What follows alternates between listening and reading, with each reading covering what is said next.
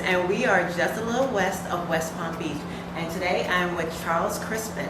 He is the owner of Legendary Wood, LLC, and Legendary Hardwood Floors.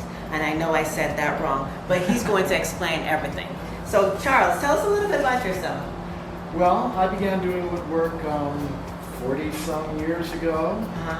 Most of my life I've specialized in doing wood floors for very, very high-end residences and commercial establishments. Since March, I've been working on developing a line of furniture that we're hoping to get placed in some nice stores on Worth Avenue. Oh, nice. Worth Avenue. This They need your work. Yeah, this one was inspired by a friend who wanted a table with seashells in it. So one of my favorite activities is going for a morning walk on the beach.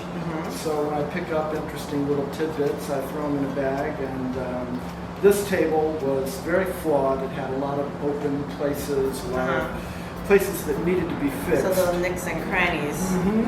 So when you have a major split, you do what's called a bow tie or a butterfly joint.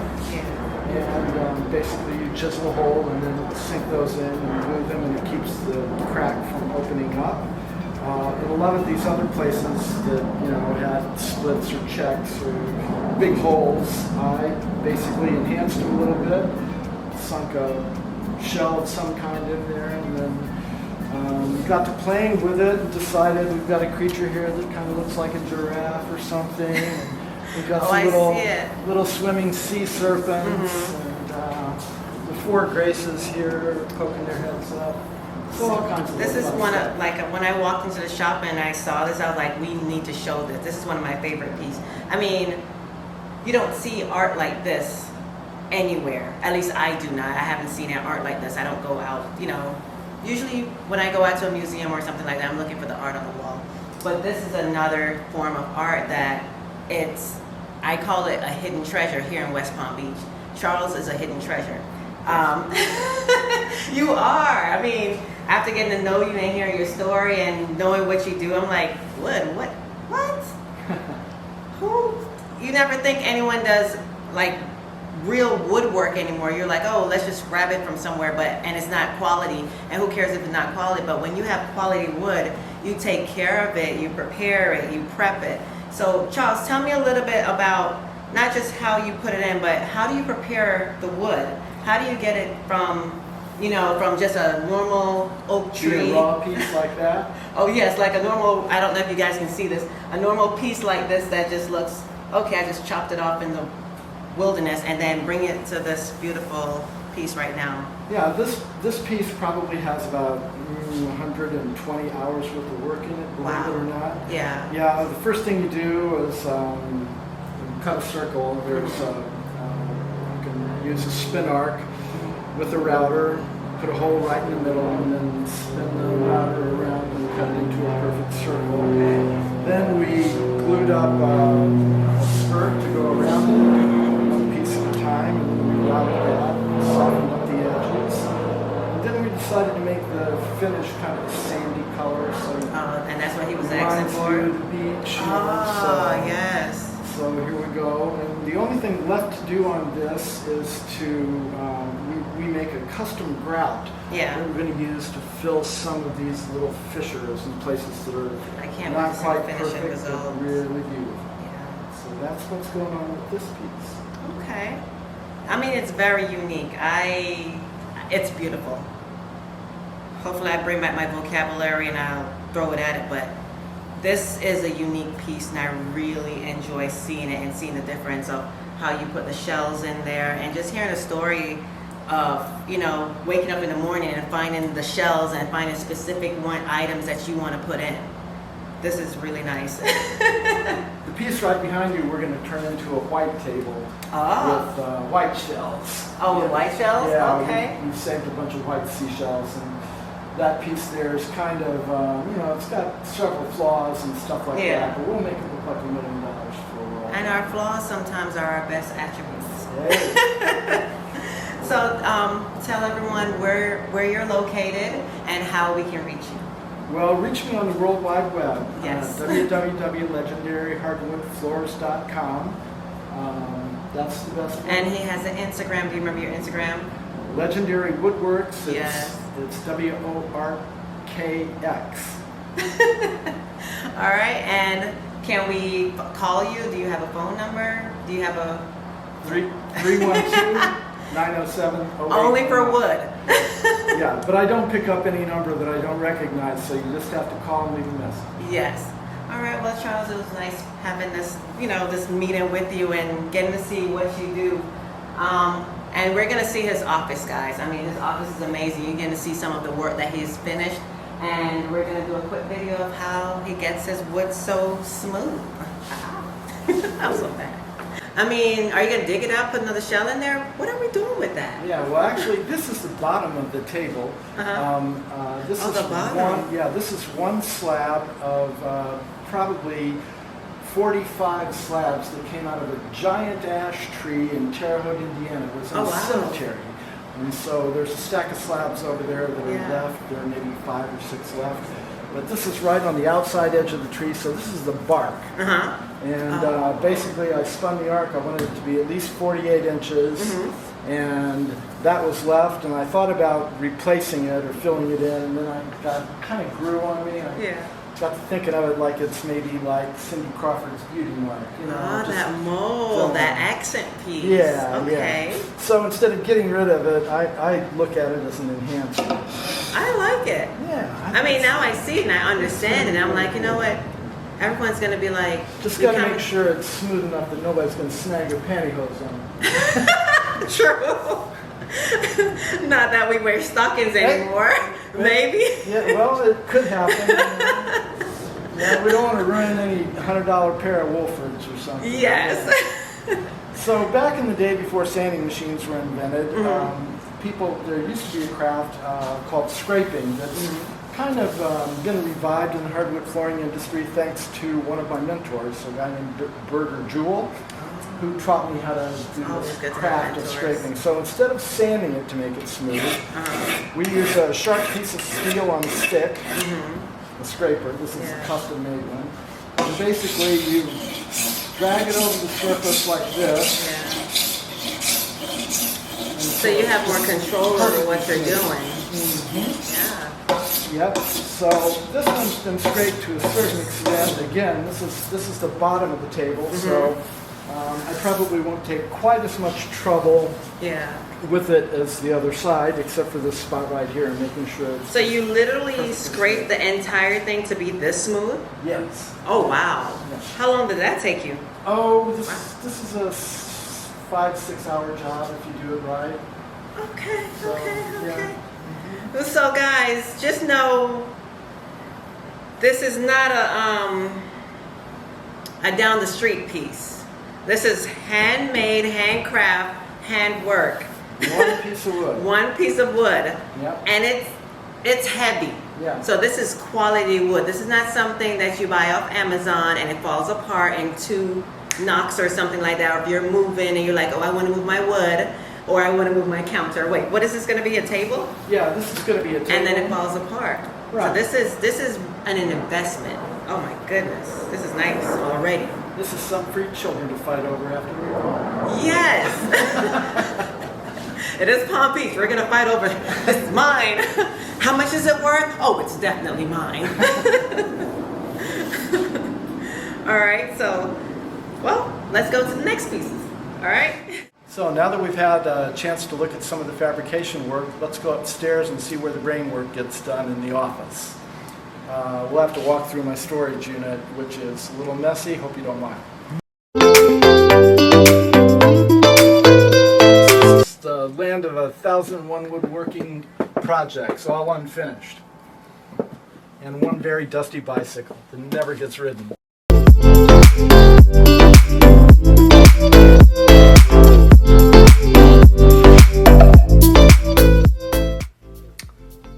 So this is the office. Nice big conference table here made out of butternut. And these are some original designs. Before a floor gets made, you always got to draw something. So These are some collections, various projects. This was for a lady's house in Boca. This was for a project in Michigan.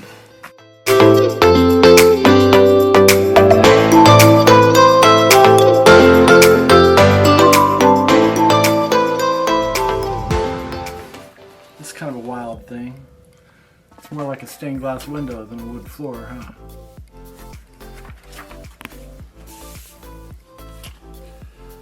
So, this is where the computer work gets done, the wrestling with insurance companies, the bill paying, and all of the rotten part of being self-employed, or at least the part that I don't like. But some of the good things about being here are all of the collections that we've got from so many years of doing projects. All kinds of different things. This is a maquette, kind of a mock-up of a space at 400 North Michigan Avenue in Chicago. Mr. Wrigley wanted Hawaiian wood called koa for his project. So that was the mock-up pattern. All of the rest of the things that you see here are mostly approval samples for projects of one kind or another. Yeah, this is a wormy chestnut sample. Most of the chestnut trees in North America died out before the turn of the 20th century. Oh, so how did that happen? A prize. An insect, a blight. Okay. Yep. Right now we're going through something with ash trees in North America. There's the emerald ash borer that's killing off a bunch of the gigantic trees. Oh, sad. Yeah. This is a very large end grain, nominal 12-inch octagon of white oak with crotch walnut accents. Every time I hear crotch. Well, it's from the primary fork of the tree, so yes. It's just common currency in woodworking. Sometimes it's called flame figure. I am so immature. Like this, angel step figure. Angel step, okay. The crotch is the angel. So many of these are traditional herringbone or chevron patterns. Okay. All different species. Some are inlaid with metal. We do. What do you mean by inlaid with metal? Well, the one piece that comes to mind is hanging somewhere. I'm not sure where. We'll find it. We'll find it. Traditional French parquets. This one is custom made. It's walnut with a lot of figured wood in it. It's downsized. A typical French Versailles parquet is exactly 39 inches by 39 inches, which is a meter square. Okay.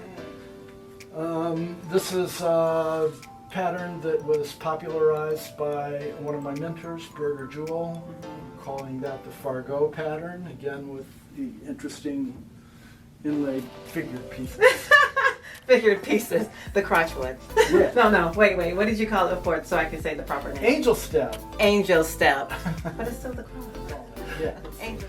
Next door to it is a Bordeaux parquet. Bordeaux, okay. Bordeaux. So is it because it's red? It's like redwood or something? Because Bordeaux, I'm not a wine connoisseur, but you know, I think that's red wine, right? Well, Bordeaux is a region in France, and there's a very famous castle there. There you go. And so this pattern was used in that castle, so that's why its name is Bordeaux. Yeah. I knew that. This is an exact replica of the Versailles parquet used in the Palace of Versailles, Louis XIV's show palace. If you go take a picture of the floors in that palace, that's exactly what they're going to look like, right down to the little and that's exactly what the person wanted to see, that detail. Yeah, nice. This was originally done for another palace in Winnetka, Illinois. Oh wow! Wait, palace. Well, Illinois. It was America Palace. Okay, yeah, an got American you. palace Wow. for the guy Excuse that me. used to be the governor of Illinois before he went to prison in Indiana. I don't think you were supposed to say that. Well, they have a wing. They have a wing on the federal penitentiary in Indiana that's just dedicated to Illinois governors. You didn't know that? That's a joke. Okay, I didn't know. I was like, seriously, for real? All right, so This is a little different take on a French Versailles parquet with a stylized inlaid leather panel. So this is a material in this, squares. guys. This is cute. Yep. This is really nice. There's an office made with this material in Fort Lauderdale. It's been there for 18 years now. On their floor? On their floor. We go there and Oh, excuse me. we go Leather there on your and floor. wax it regularly to There's maintain. leather on the floor. I thought people just walked on the floor and walked on wood and concrete, but now we're walking on leather. I need to walk on some leather. Yeah. If you want to buy me some leather floors, let me know, please. Charles, call them up. Legendary Wood, leather floors. So this is an interesting pattern. We did a house in Lake Placid, New York around 2006. And the lady had me design like 14 or 15 border designs to go around the edge of the room. And then they planted a 10-foot grizzly bear. Oh, a head? No, the whole grizzly bear. Oh, the whole, okay. Yeah, in the front hallway to greet you as you came in the door. I think I'm really going to enjoy interviewing people because I'm learning all these new things. Oh, wow. This one's a leather parquet also, Yeah. with some stylized squares. Oh, this is made out of nice. hickory. It feels so good, doesn't it? Yeah, It's got great texture. all the wood feels good. We already talked about the John Irving table, right? Yeah, but you didn't talk about it with me. All right, well, let's do that then. So John Irving is one of my favorite novelists. He wrote Cider House Rules and A Prayer for Owen Meany and a bunch of great stuff. And we built this table kind of as homage to Mr. Irving. It was, he used the pattern as the frontispiece for his book and the title for all the chapter headings. So guys, this is the pattern. Hopefully you can see it. Oh, don't look at my nails. Didn't do my nails. It's one of the most colorful tables I've ever done. So many of the woods in this table are dyed, this blue and this green, but there are also many of the woods that are naturally colored. This nice bright pink here is a South American wood called 𝐋𝐞𝐠𝐞𝐽. It's got little holly dimples on it. This beautiful wood here is a variety of Purple Heart and King wood. The yellow in the background of the arching circle is Amarillo. So did you embed these in, or did you just cut the shapes out? The shapes were all cut with a laser and basically laid into a background, laid up, Okay. and then glued and put together like that. And we did a nice delicate border around the edge and made kind of a coffin-shaped sides with a little bit of arch to them. So we're standing in front of the Cobble Wood wall. All of these pieces here are end grain of one sort or another. Basically, if you take a log and slice it like bread, Yeah. that gives you the texture. These are actually pieces of tree that have been cut, and then these little twigs in between, we call these tree cookies. And then these are twigs, and we use the twigs to fill in between the bigger pieces, and then we grout the whole thing with a custom mixture of grout made with sawdust and cork dust. So it's all very organic. We use all of our leftover stains and sealers as the binder for those kinds of things. This is oak with walnut accents. This is not an end grain per se, but many times we make this basket weave pattern and we use end grain as the squares or the accent pattern. Okay. This is wormy chestnut with walnut accents and a white oak border. All of these are I pine, want to touch everything. except this guy down here, that's mesquite. Okay. All right. Well, Charles, I've learned a lot, and I really appreciate you letting me come into your office and learn about your wood. I learned a lot about wood and where they've come from and all these regions and the details of embedding them and the laser.